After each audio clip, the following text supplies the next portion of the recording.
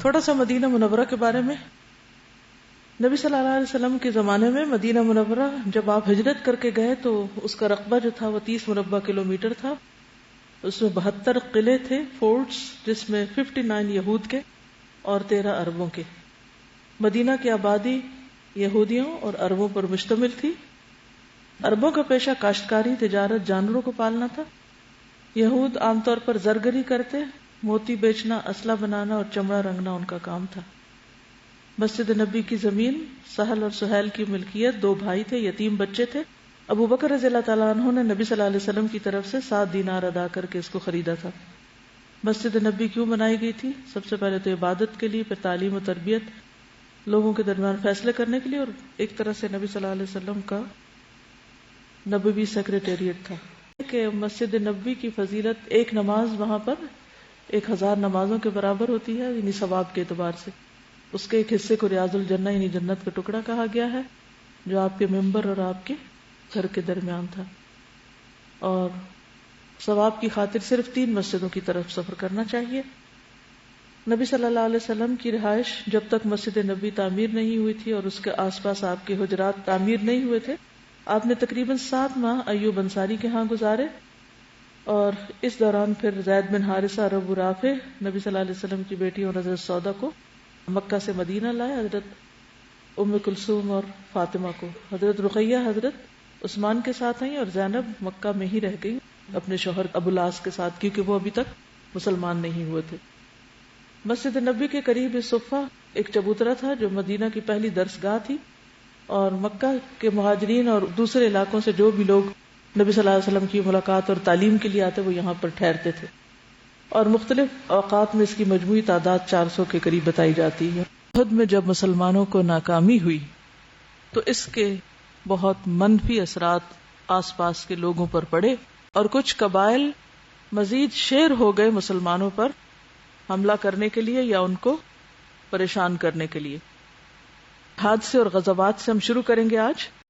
احد میں مسلمانوں کو جو ذکر اٹھانی پڑی اس کے اثرات بہرحال اچھے نہ تھے. دشمن جری ہو گئے اور کھل کر مد مقابل آ گئے، اور کئی واقعات ایسے پیش آئے جو مسلمانوں کے حق میں بہتر نہ تھے. 2 مہینے کے بعد ایک واقعہ پیش آتا ہے محرم 4 ہجری میں. رسول اللہ صلی اللہ علیہ وسلم کا طریقہ یہ نہیں تھا کہ خود جا کر کسی کے اوپر بلا وجہ حملہ کر دیں، لیکن جب آپ کو خبر ملتی کہ فریق مخالف حملہ کرنے والا ہے، اس طرح کی مہموں میں آپ خود بھی شریک رہے اور صحابہ کو بھی بھیجتے رہے. جس میں خود شریک ہوئے وہ غزوہ کہلاتا ہے، جو کسی صحابی کے سرکردگی میں آپ نے بھیجا وہ سریہ کہلاتا ہے. یکم محرم الحرام، پہلی محرم 4 ہجری کو آپ کو یہ خبر ملی کہ خویلد کے بیٹے طلحہ اور سلمہ رسول اللہ صلی اللہ علیہ وسلم کے مقابلے کے لیے اپنے لوگوں کو جمع کر رہے ہیں.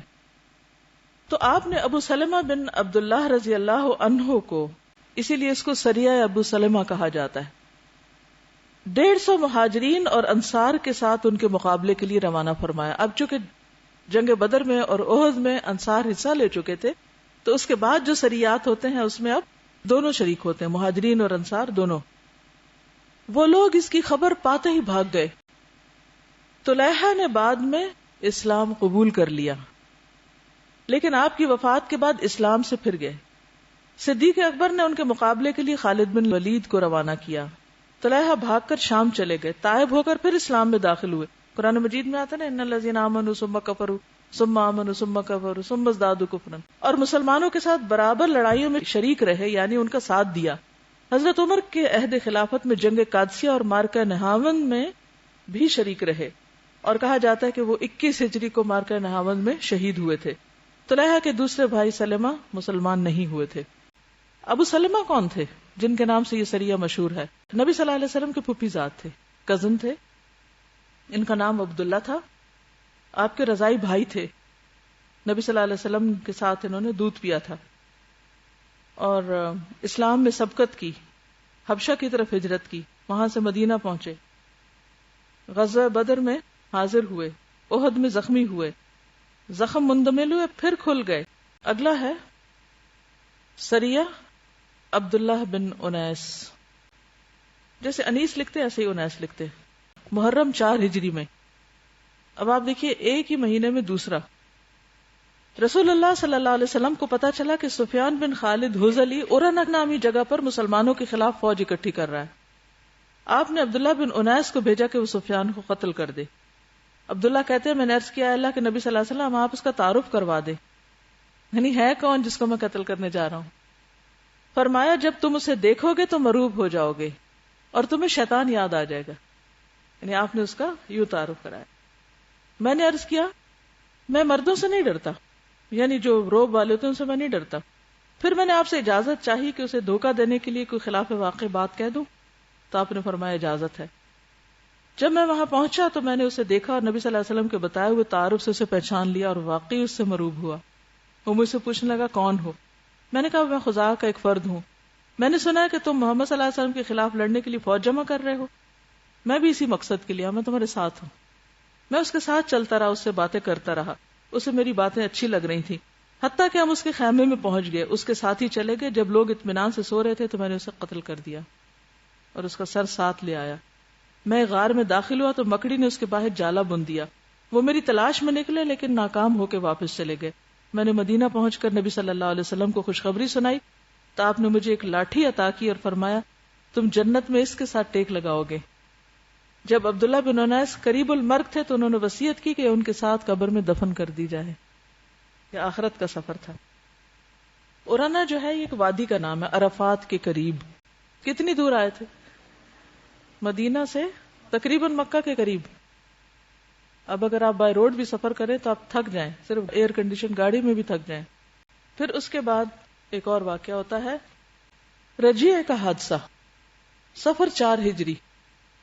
عزل اور قارہ قبائل کے کچھ لوگ، عزل عین ضاد لام سب پہ زبر ہے لام کے علاوہ، ان کے کچھ لوگ نبی صلی اللہ علیہ وسلم کے پاس آئے اور کہا کہ ان کے اندر اسلام کا کچھ چرچا ہے، لہٰذا آپ انہیں دین سکھانے اور قرآن پڑھانے کے لیے کچھ لوگوں کو بھیج دیں. ٹیچرز چاہیے. آپ نے عاصم بن ثابت کی امارت میں 10 صحابہ کو روانہ کر دیا. کتنے ٹیچرز بھیجے؟ 10. جب یہ لوگ رجیع پہنچے تو انہوں نے ان کے ساتھ غداری کی اور قبیلہ حذیل کی ایک شاخ بنو لحیان کو ان پر چڑھا لائے. ان کے تقریباً 100 تیر اندازوں نے انہیں ایک ٹیلے پہ جا گھیرا. کن کو؟ 10 ٹیچرز کو.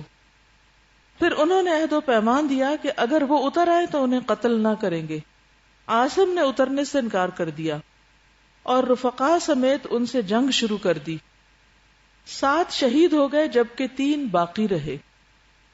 کفار نے پھر وہی عہد و پیمان دیا، چنانچہ وہ تینوں اتر آئے جو باقی بچے تھے، مگر کفار نے ان سے بدعہدی کی اور انہیں باندھ لیا. اس پر ایک نے یہ کہہ کر ساتھ جانے سے انکار کر دیا کہ یہ پہلی بدعہدی ہے. کفار نے اسے قتل کر دیا. 2 بچے. باقی 2 کو مکہ لے جا کر بیچ دیا. یہ دونوں خبیب بن عدی اور زید بن دثنہ تھے. خبیب نے جنگ بدر میں حارث بن عامر بن نوفل کو قتل کیا تھا. کس نے؟ خبیب نے. کس جنگ میں؟ بدر میں. کس کو قتل کیا؟ حارث بن عامر بن نوفل کو. لہذا ان کی اولاد نے انہیں خرید کر کچھ عرصے تک قید رکھا. کن کی اولاد نے؟ حارث کی اولاد نے.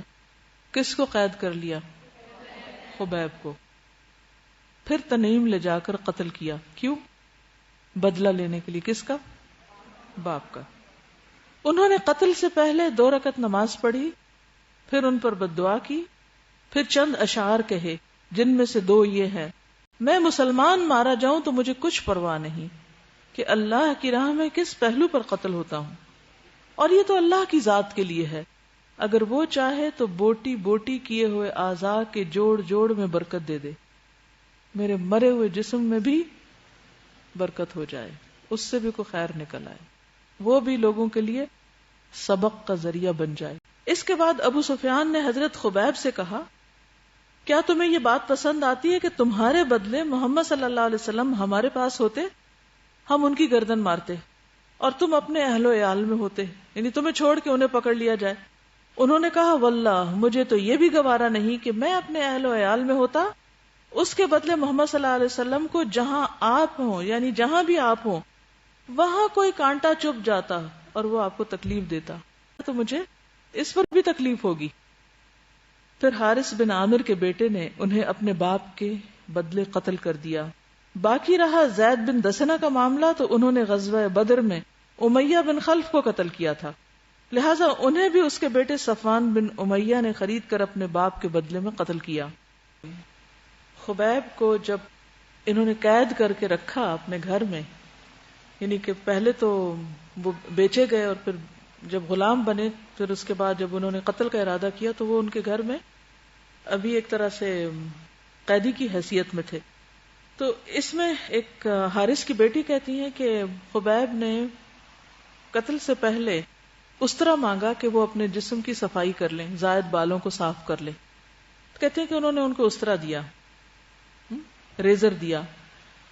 تو وہ کہتی ہیں کہ میں اپنے کام کاج میں لگ گئی تو میرا چھوٹا بیٹا جو تھا وہ کھیلتا کھیلتا ان کے پاس چلا گیا اور حضرت خبیب نے اپنی گود میں بٹھا لیا اور دوسرے ہاتھ میں استرا تھا. کہتی ہیں کہ میں نے جب بچے کو خبیب کے پاس ان کے زانوں پہ بیٹھے دیکھا اور استرا ان کے ہاتھ میں تھا تو میں بری طرح گھبرا گئی کہ اب معلوم نہیں کہ یہ میرے بیٹے کے ساتھ کیا کرتے ہیں، کیونکہ وہ تو ڈسپریشن میں کچھ بھی کر سکتے تھے. تو خبیب کو پتا چل گیا کہ یہ عورت گھبرا گئی ہے. انہوں نے پہچان لیا. کہا کہ تم اس بات سے ڈر رہی ہو کہ میں اس بچے کو مار ڈالوں گا، میں ہرگز ایسا نہیں کروں گا. وہ کہتی ہیں کہ اللہ کی قسم کوئی قیدی میں نے خبیب سے بہتر نہیں دیکھا.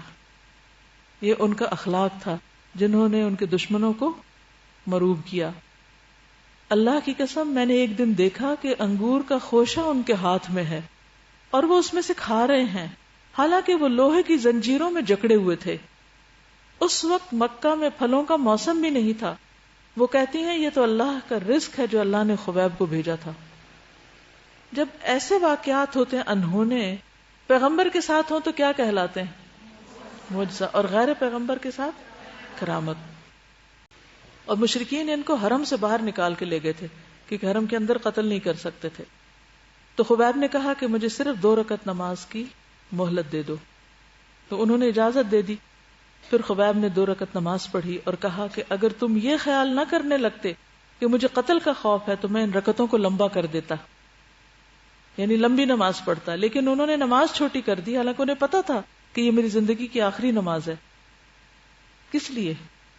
تاکہ تھوڑی دیر کے لیے بھی دشمن دین سے بدگمان نہ ہو. اس کے بعد انہوں نے دعا کی کہ اے اللہ ان ظالموں میں سے ایک ایک کو ختم کر. اور پھر یہی شعر پڑھے جو ابھی میں نے آپ کو سنائے تھے. اور اس کے بعد یہ ہوا کہ نبی صلی اللہ علیہ وسلم کو اللہ سبحانہ و تعالیٰ نے یہ سارے حالات بتا دیے اور صحابہ کو بھی پتہ چل گیا کہ ان کے ساتھ کیا ہوا. لیکن یہ ہے کہ جن لوگوں نے ان کو قتل کیا تھا وہ آئندہ جنگوں میں ختم ہو گئے. تو حادثے کے بعد قریش نے بعض آدمی بھیجے کہ حضرت عاصم کے جسم کا کوئی ٹکڑا لائیں، لیکن اللہ نے بھیڑوں کو جھنڈ بھیج دیا. شاید کی مکھیاں جیسے ہوتی نا، ایسے پیلے رنگ کی بھیڑیں ہوتی جنہوں نے ان کی حفاظت کی. حضرت عاصم نے اللہ سے یہ عہد کر رکھا تھا کہ ان کی زندگی میں نہ انہیں کوئی مشرک چھوئے گا اور نہ وہ کسی مشرک کو چھوئیں گے. اللہ نے وفات کے بعد بھی اس عہد کا پاس رکھا اور اللہ سبحانہ و تعالیٰ نے ان کی حفاظت کی. کسی معاشرے کے اندر سے 10 افراد کا یوں دھوکے سے قتل کر دیا جانا کوئی معمولی حادثہ نہیں، جہاں ایک ایک فرد قیمتی ہو اور وہ بھی پڑھے لکھے جو ٹیچرز تھے وہاں کے. کبھی معلم جاتا ہے سکھانے کے لیے اور کبھی طالب علم آتا ہے سیکھنے کے لیے. دونوں طرح ہوتا ہے. مسلمان ہر دور میں تعلیم اور تبلیغ کے لیے اپنے گھروں کو چھوڑتے رہے اور دوسری جگہوں پر جا کر پیغام پہنچاتے رہے، کیونکہ پورے قبیلے کو سکھانا تھا، اس لیے آپ نے زیادہ ٹیچرز کو بھیجا. ورنہ چھوٹے چھوٹے گروپس میں لوگ آ کر مدینہ میں ٹھہرتے، سیکھ کر جاتے اور پھر اپنے اپنے علاقوں میں سکھاتے تھے. نبی صلی اللہ علیہ وسلم نے اپنے چنے ہوئے لوگوں کو، اپنے جگر گوشوں کو ان کے ساتھ اعتماد کر کے بھیجا، کیونکہ ظاہر پر معاملہ کر رہے تھے آپ. یہاں سے یہ بہت پتے کی بات کا علم ہوتا ہے کہ آپ کو غیب کا علم نہیں تھا. جتنا اللہ نے علم جس چیز کے بارے میں دیا اتنا تو آپ کو پتا تھا، لیکن اس سے زیادہ غیب آپ کا ذاتی علم نہیں تھا کہ جب چاہتے غیب سے کوئی خبر معلوم کر لیتے. اگر پتا ہوتا کہ یہ ایسا کریں گے اور شک بھی پڑ جاتا تو آپ کبھی بھی نہ بھیجتے.